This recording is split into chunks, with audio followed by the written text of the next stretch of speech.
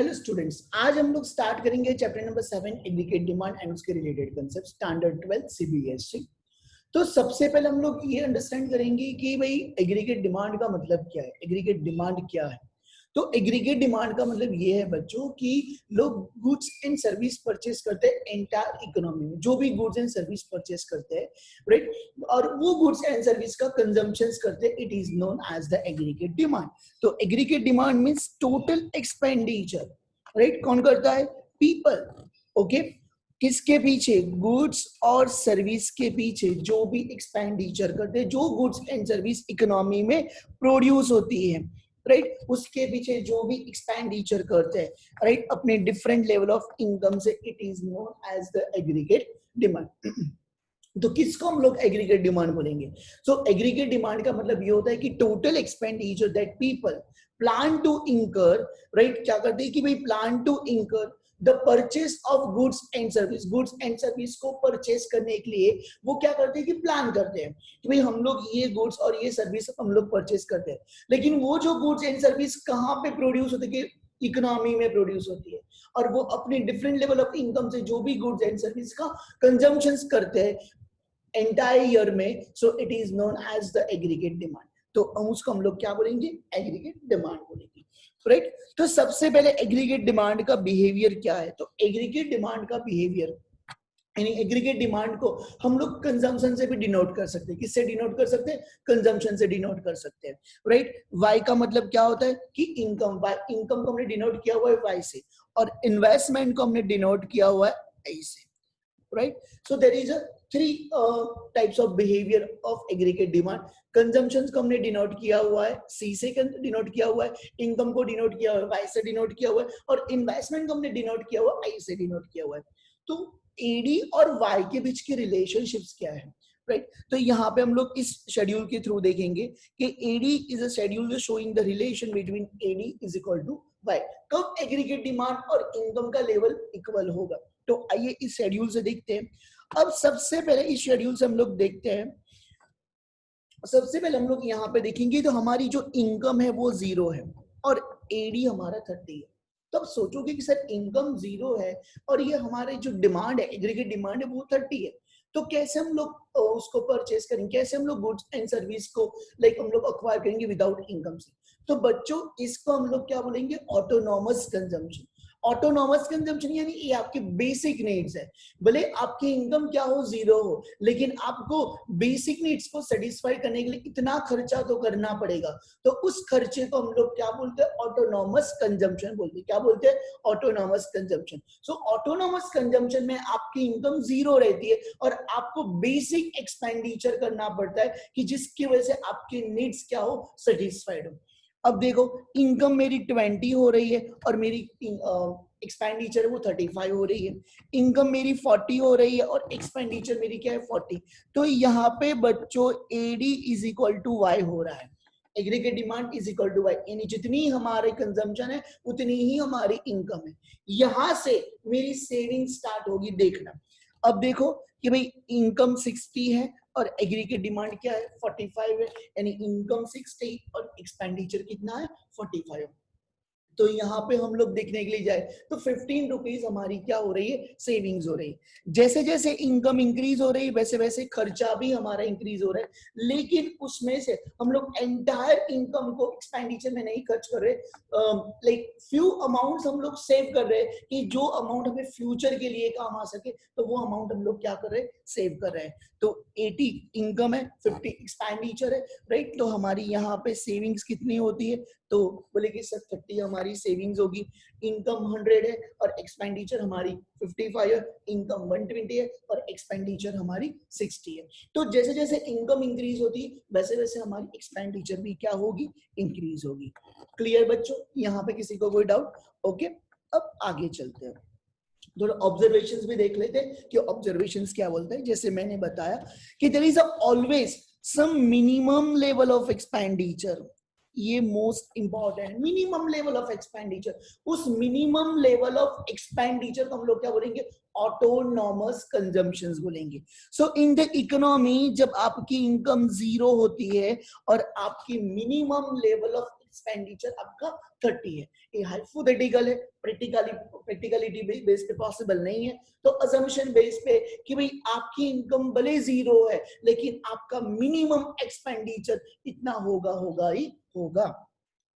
The reason is simple. You must incur some expenditure to buy goods for your survival.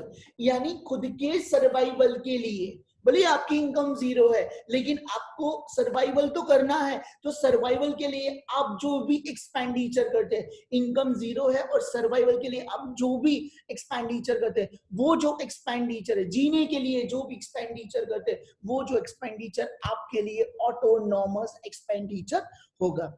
Even when income is absolutely 0, income भले आपकी absolute basis पे 0 हो, but you may do it through borrowing called negative saving, यानी आप पैसा बोरो करोगे और उस बोरोइंग से आप क्या करोगे, अपनी लाइफ को सर्वाइवल करोगे, अपने लिए कुछ एक्सपेंडिचर करोगे और आप सोचोगे जब मैं अर्निंग करूंगा तब ये जो मैंने बोरोइंग किया हुआ पैसा है वो मैं क्या कर दूंगा, वापस कर दूंगा, राइट। तो अपनी सर्वाइवल के लिए हम लोग जो भी खर्चा करते हैं उस टाइम हमारी इनकम 0 होती है, so it is known as the autonomous expenditure. After certain level of the Y is reached 80 legs behind the Y. मैंने बताया ना कि after 40 के बाद, राइट, आफ्टर 40 के बाद जो हमारे हमने शेड्यूल देखा, 40 के बाद हमारी जो इनकम है वो इंक्रीज होती जा रही है और हमारा एक्सपेंडिचर है अकॉर्डिंग टू इनकम के हिसाब से वो भी इंक्रीज हो रहा है, लेकिन इतना इंक्रीज नहीं हो रहा है जितनी हमारी इनकम हो रही है। उसमें से हम लोग सम पोर्शंस क्या कर रहे हैं, सेविंग्स कर रहे हैं जो हमारे फ्यूचर के लिए काम आ सकता है। क्लियर बच्चों? डन। चलो अब आपको ग्राफ के थ्रू एक्सप्लेन कर दे कि जब आपकी इनकम क्या होती है, 0 होती है, राइट, उस टाइम आपका जो एक्सपेंडिचर है 30 है। ये एक्सपेंडिचर क्या है, सर्वाइवल एक्सपेंडिचर है। आप उस टाइम बोरो करते हो और आपकी जो सेविंग्स है वो नेगेटिव में चली जाती है, राइट। देन आफ्टर एक लेवल ऐसा आता है कि जहां पे लाइक कंजम्पशंस और इनकम यानी एडी और इनकम दोनों इक्वल होते हैं, इंटरसेक्ट होते हैं। इस लेवल पे हम लोग ऐसा बोल सकते हैं कि भाई AD is equal to Y, कि वहां पे आपकी कंजम्पशंस और इनकम दोनों इक्वल है।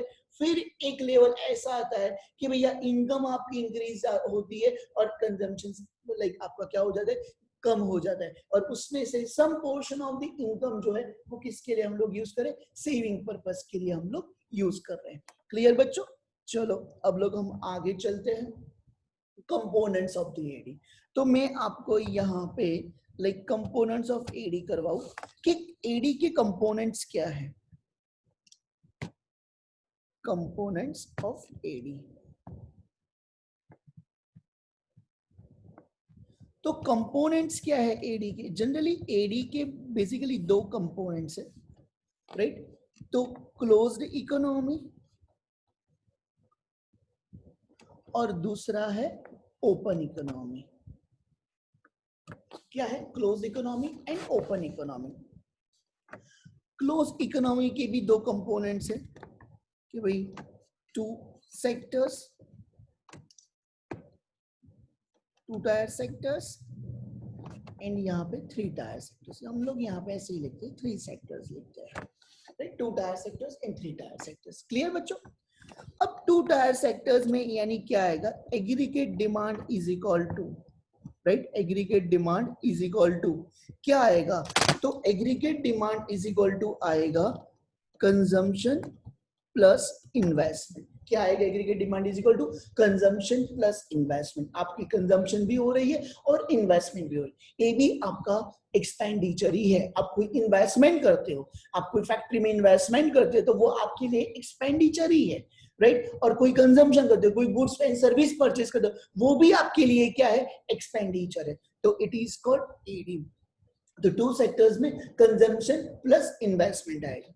सो सर 3 सेक्टर्स में क्या आएगा, तो बेटा 3 सेक्टर्स में आएगा C plus I plus G। तो सर G का मतलब क्या है, कंजम्पशन और इन्वेस्टमेंट तो समझ में आ गया।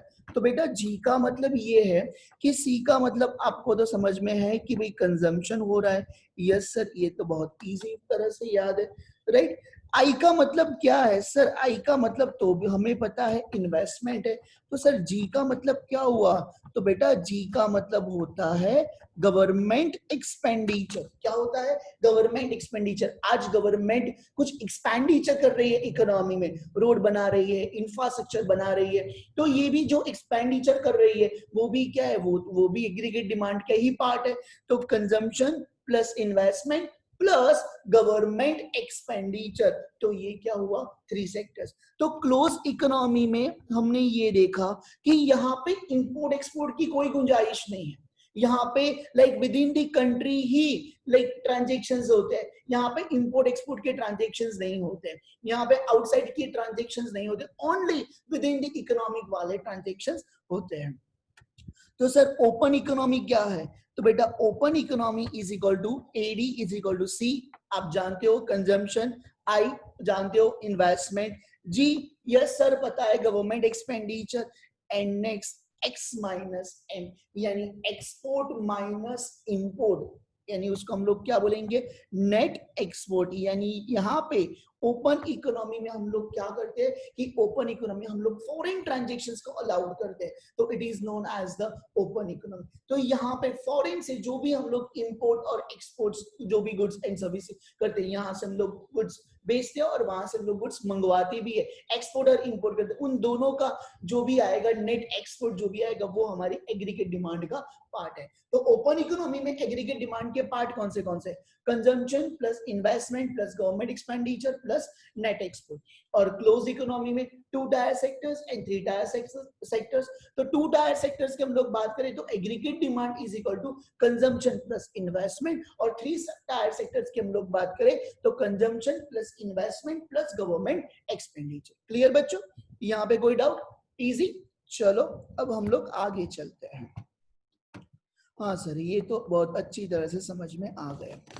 अब कंसेप्ट ऑफ एग्रीगेट सप्लाई, ये बहुत ध्यान से समझना है, क्योंकि एग्रीगेट सप्लाई और इनकम का जो रिलेशन है वो दोनों पॉजिटिव रिलेशंस है। जितनी सप्लाई इंक्रीज होगी उतनी ही इनकम इंक्रीज होगी। तो बोले कि सर ऐसे कैसे? मान लो कि आप प्रोड्यूसर हो, आप जितना गुड्स सोल्ड आउट करोगे, यानी जितना गुड्स का सप्लाई करोगे उतनी ही इनकम आपके पास आएगी। और ऐसा अजम्पशन करना कि कैश सेल्स कर रहे हो, not a credit sale. Hypothetical example है कि जितनी सप्लाई इंक्रीज करोगे उतना ही लाइक क्या होगा? इनकम उतना ही इंक्रीज होगा। तो चलो देखते हैं थियरी में।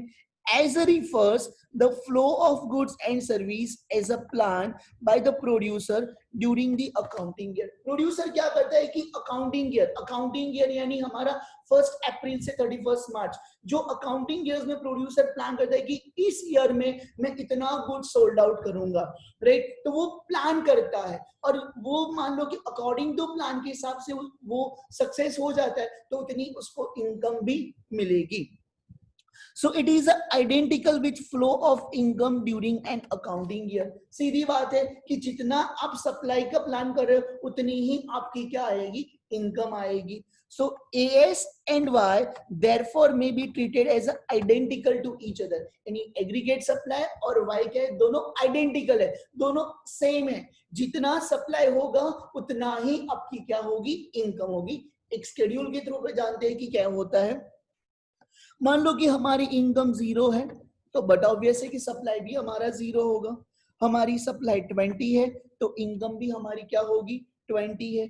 हमारी सप्लाई 40 है तो इनकम भी हमारी क्या होगी? 40 है। हमारी सप्लाई 60, इनकम 60, 80 80, 100 100, 120 120, राइट? तो जितनी सप्लाई है उतनी ही इनकम होगी। Therefore, AS is equal to AS और Y क्या है? दोनों आइडेंटिकल है। AS और Y क्या है? दोनों आइडेंटिकल है कि प्रोड्यूसर जितना सप्लाई का प्लान कर रहा है उतनी ही उसको क्या होगी? इनकम होगी। तो लाइक उसको हम लोग ग्राफ के थ्रू भी हम लोग समझ लेते हैं कि क्या उसका ग्राफ है।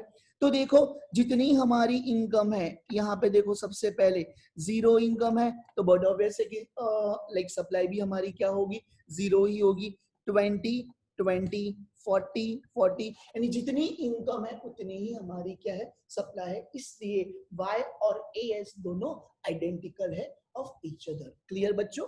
राइट? अब हम लोग आगे चलते हैं। नेक्स्ट है कंजम्पशन फंक्शंस। तो कंजम्पशन फंक्शंस का मतलब क्या होता है? कंजम्पशन फंक्शन यानी हम लोग जो भी चीज कंजम्पशन करते हैं, राइट। अब फंक्शंस उसके दो हैं। तो सबसे पहला यहाँ पे मैं लिख देता हूं कि भैया consumption function.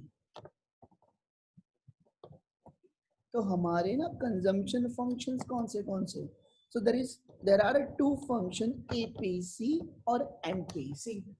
APC average propensity to consume और NPC marginal propensity to consume. Sir ये कुछ समझ में नहीं आया, क्या है एपीसी और NPC? Average propensity to consume का मतलब ये होता है कि आप एवरेजली कितना कंजम्पशन करते हो। आपकी इनकम फॉर एग्जांपल 100 है, तो आप एवरेजली कितना कंजम्पशन करते हो, so it is known as the average propensity to consume. Marginal propensity to consume का मतलब ये होता है कि आपकी एडिशनल इनकम कितनी इंक्रीज होती है। मार्जिनल का मतलब क्या, एडिशनल, जो हमने 11th स्टैंडर्ड में हमने अंडरस्टैंड किया था कि चैप्टर नंबर 4 में हमने अंडरस्टैंड किया कि भाई मार्जिनल, तो मार्जिनल का मतलब होता है एडिशनल, कि आपकी एडिशनल इनकम इंक्रीज हो रही है तो बट ऑब्वियसली कि आपका एडिशनल एक्सपेंडिचर भी होगा। तो आप एडिशनल इनकम इंक्रीज कर रहे हो तो सामने एडिशनल एक्सपेंडिचर कितना कर रहे हो, तो वो कौन बताएगा, वो बताएगा एमपीसी यानी मार्जिनल प्रोपेंसिटी टू कंज्यूम बताएगी। प्रोपेंसिटी टू कंज्यूम का मतलब क्या होता है कि आपकी खर्च करने की जो कैपेबिलिटी है वो कितनी है, वो प्रोपेंसिटी टू कंज्यूम बताता है, राइट। तो सबसे पहले हम लोग यहाँ पे देखते हैं कि क्या है एपीसी और एमपीसी। अब कंजम्पशन फंक्शन देखते हैं कि consumption functions refer the functional relationship between C and Y. Consumption functions क्या बताता है, वो रिलेशनशिप बताता है किसके बीच में, कंजम्पशंस और इनकम के बीच में रिलेशनशिप बताता है, राइट। अब देखो यहाँ पे जैसे जैसे इनकम इंक्रीज होगी वैसे वैसे कंजम्पशन भी हमारा इंक्रीज होगा, लेकिन एक लेवल ऐसा आएगा जहां पे कंजम्पशन और इनकम इक्वल हो जाएंगे, that means break even point हो जाएंगे, फिर हमारी इनकम आगे निकलेगी, कंजम्पशन भी बढ़ेगा, लेकिन सम पोर्शन हम लोग यहाँ पे सेविंग्स भी करेंगे, जैसे मैंने पहले समझाया वैसे। मान लो कि कंजम्पशन इनकम हमारी 0 है और कंजम्पशन हमारी 20 है, यानी उसका मतलब क्या होता है कि उसका मतलब ये होता है यहाँ पे हमें ऑटोनॉमस कंजम्पशन है। क्या है ऑटोनॉमस कंजम्पशन, ये जो 20 रुपीज है वो सर्वाइवल एक्सपेंडिचर है, यहाँ से हम कुछ पैसे बोरो करते हैं और अपनी सर्वाइवल के लिए हम लोग जो भी एक्सपेंडिचर करते हैं, it is known as the autonomous consumption. फिर हमारी इनकम 50 है और लाइक एक्सपेंडिचर कितना है, सेविंग, तो यहाँ पे -10 हमारी सेविंग होगी, एक्सपेंडिचर 60 है और इनकम हमारा 50 है, तो हमारी सेविंग यहाँ पे -10 होगी। फिर इनकम 100 और एक्सपेंडिचर 100, यानी यहाँ पे क्या होगा, ब्रेक इवन पॉइंट होगा। क्या होगा, ब्रेक इवन पॉइंट, यानी ब्रेक इवन पॉइंट का मतलब क्या होता है कि कंजम्पशन और इनकम दोनों क्या हो जाते हैं, दोनों इक्वल हो जाते हैं। फिर आगे कि आपकी इनकम 150 है और एक्सपेंडिचर 140 है, तो यहाँ पे क्या होगा, आपकी जो सेविंग्स होगी वो क्या होगी, +10 आपकी सेविंग्स होगी। तो जैसे ही मैंने बताया वैसे है कि नहीं है, इनकम 0 है तो बड़ा ऑब्वियस है कि आपकी उस टाइम कंजम्पशंस क्या होगी, कि उस टाइम आपकी कंजम्पशंस 20 होगी। जैसे जैसे इनकम इंक्रीज होती जा रही है वैसे वैसे हमारी कंजम्पशंस भी क्या होती जा रही है, इंक्रीज होती जा रही है। एक लेवल ऐसा आएगा कि जहां पे लाइक हमारी इनकम और कंजम्पशंस इक्वल हो जाएंगे, तो इस पॉइंट को बीईपी ब्रेक इवन पॉइंट बोलेंगे, नो प्रॉफिट नो लॉस, यानी इनकम 100 और कंजम्पशन भी हमारा क्या है 100 है, और साथ में फिर इनकम हमारी इंक्रीज होगी और कंजम्पशन थोड़ा पीछे रहेगा, क्योंकि हम लोग सम पोर्शन जो है वो सेविंग्स कर रहे हैं और वो जो सेविंग्स है वो हमारी फ्यूचर के लिए हम काम आने वाली है। So it is known as the consumption function. तो कंजम्पशन फंक्शंस क्या बताता है, इनकम और कंजम्पशन की रिलेशनशिप बताते हैं, it is known as the consumption functions. तो यहाँ पे ऑटोनॉमस कंजम्पशंस है। तो सबसे पहले मैंने पहले ही समझा दिया था कि ऑटोनॉमस कंजम्पशंस किसको बोलते हैं, कि autonomous consumptions refers minimum level of consumption even when income is 0, कि आपकी इनकम 0 है, आपकी इनकम क्या है 0 है, लेकिन आपकी जो सर्वाइवल एक्सपेंडिचर है, बेसिक एक्सपेंडिचर, वो आपको करना ही पड़ेगा, it is known as the autonomous consumption. Second definition है लीनियर कंजम्पशन फंक्शन। तो लीनियर कंजम्पशन फंक्शंस क्या बोलता है? तो लीनियर कंजम्पशन फंक्शंस ये बोलता है कि आपकी कंजम्पशन फंक्शन की जो लाइन है वो क्या होगी? स्ट्रेट लाइन होगी। क्यों स्ट्रेट लाइन? क्योंकि यहाँ पे आपकी एडिशनल इनकम कुछ भी नहीं होती। अब एडिशनल इनकम नहीं होगी तो एडिशनल एक्सपेंडिचर भी नहीं होगा, राइट? तो आपकी इनकम क्या है? स्टेडी इनकम है। तो आपका एक्सपेंडिचर भी क्या होगा कि आपका एक्सपेंडिचर एक स्टेडी होगा। एक्सपेंडिचर में भी कोई इंक्रीज नहीं होगा और इनकम में भी कोई इंक्रीज नहीं होगा। जब तक इनकम इंक्रीज नहीं होती तब तक हमारी एक्सपेंडिचर स्टेडी होती, पर जैसे जैसे इनकम इंक्रीज होती जा रही है वैसे वैसे एक्सपेंडिचर भी इंक्रीज होते जा रहे हैं। तो यहाँ पे हम लोग ऐसा बोलेंगे कि linear consumption function is a straight line consumption function with MPC remain the constant. यानी एमपीसी का मतलब क्या है कि आपकी एडिशनल इनकम कुछ भी नहीं होती तो इसकी वजह से आपका एडिशनल एक्सपेंडिचर भी नहीं होता, यानी आपकी जो एमपीसी है वो कांस्टेंट है। इसलिए हमारी लीनियर कंजम्पशन फंक्शन लाइन है वो भी क्या है? वो भी कांस्टेंट ही है, उसमें कोई चेंजेस हमें दिखता नहीं है। क्लियर बच्चों?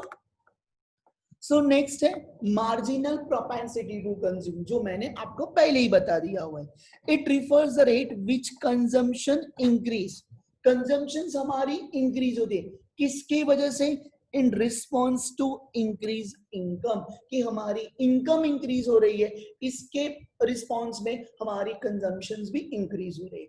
बहुत सिंपल सा एग्जांपल लेते हैं कि भाई हमने जो शेड्यूल्स देखा उस शेड्यूल्स के हिसाब से देखो, पहले हमारी इनकम क्या थी? 0 थी, राइट बच्चों?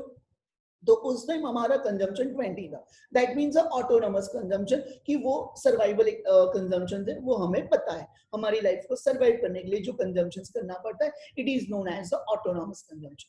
अब इनकम 0 से आपकी 50 हुई तो आपका एक्सपेंडिचर भी देखो क्या हुआ? इंक्रीज हुआ। पहले एक्सपेंडिचर 20 था, अब कितना हुआ? 60 हुआ। फिर इनकम 50 से 100 हुई तो आपका एक्सपेंडिचर भी यहाँ पे क्या हुआ? इंक्रीज हुआ। 60 से 100 हो गया, यानी 40 जितना इंक्रीज हुआ।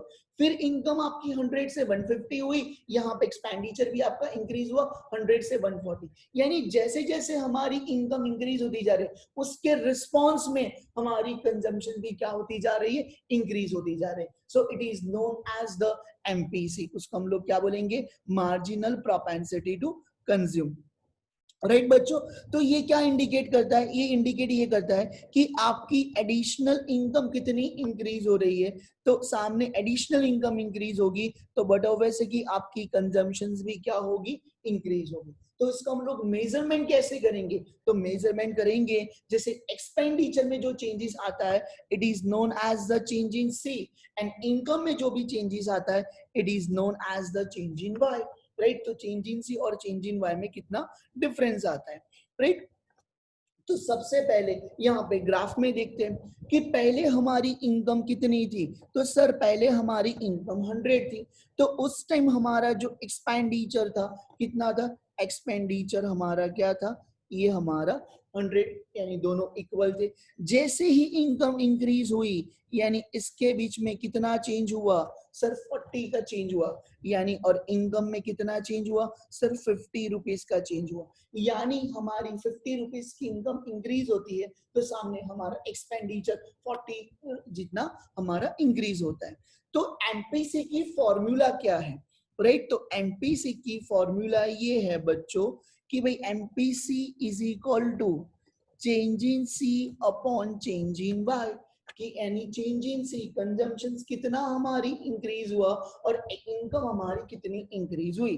तो यहाँ पे हमने देखा कि चेंज इन सी हमारा 40 हुआ और इनकम हमारी क्या हुई? 50 हुई। तो इसका डिफरेंस कितना आएगा? यानी उसका डिवाइड करो कितना आएगा? 0.8।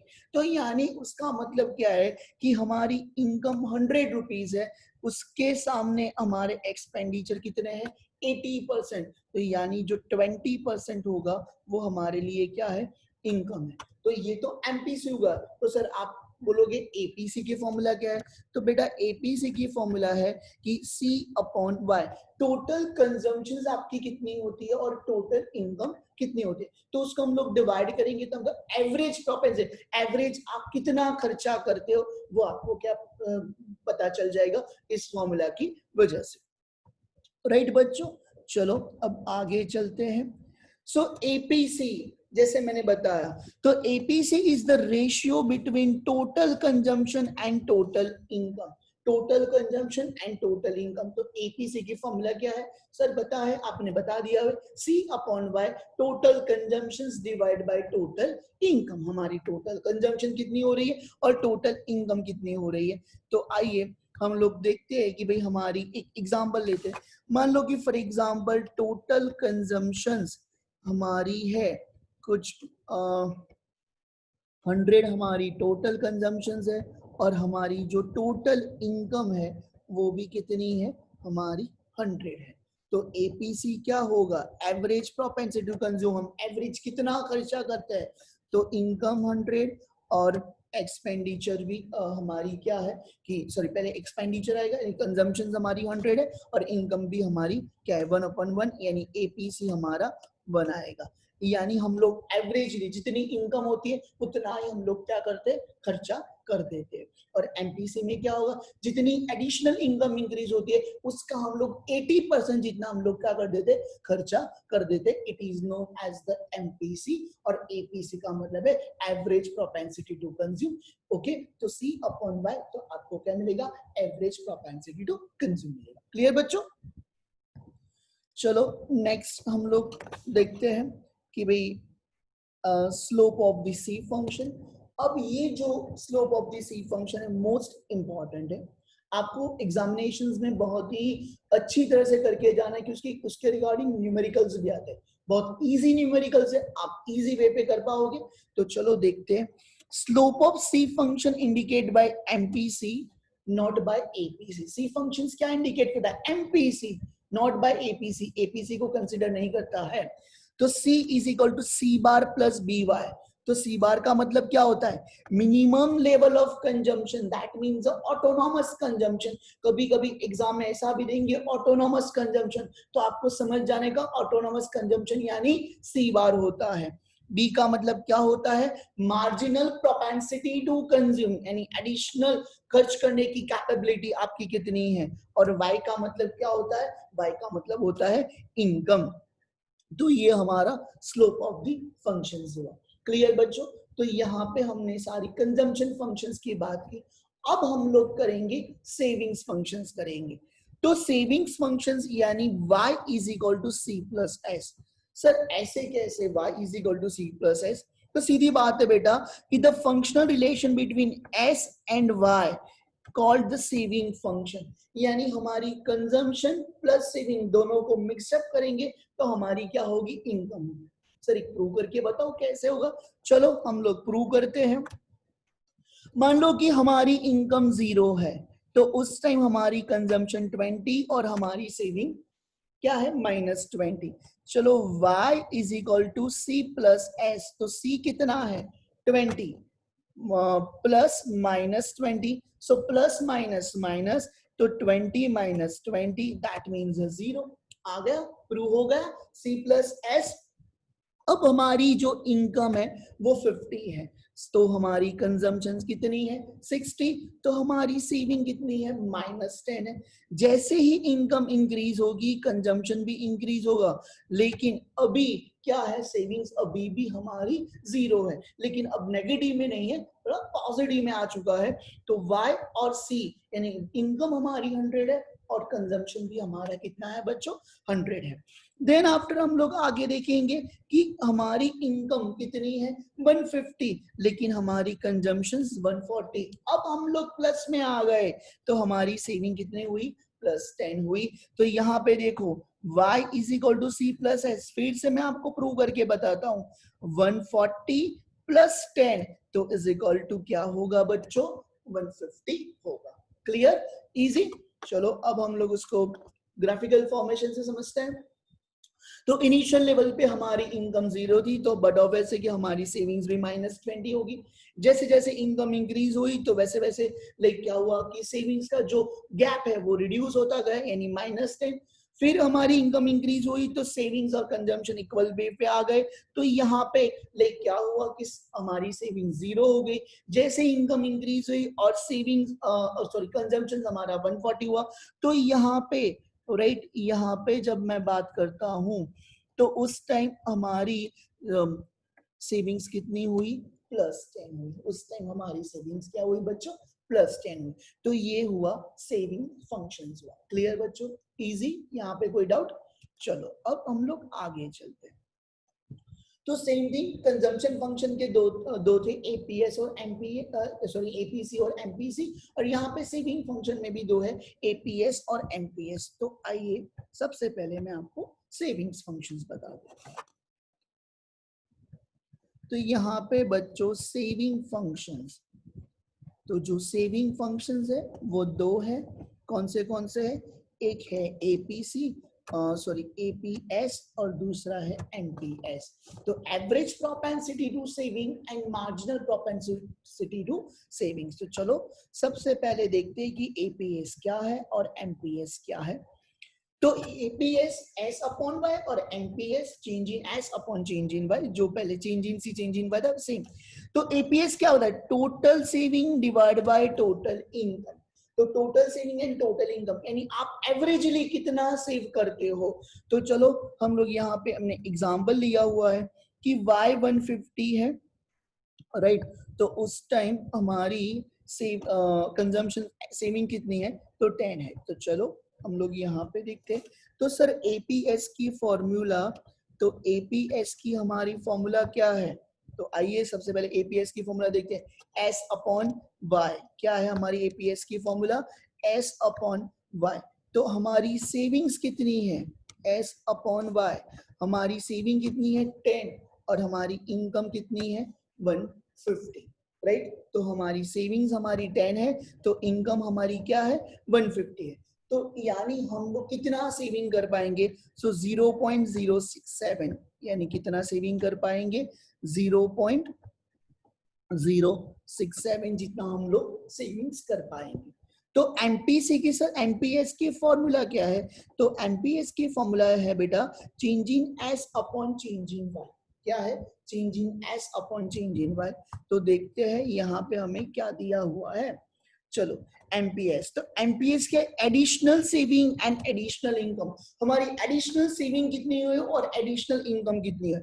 तो पहले बच्चों हमारी इनकम थी 100 और उसके बाद इनकम हमारी इंक्रीज हुई 150, यानी हमारी एडिशनल इनकम कितनी हुई बच्चों?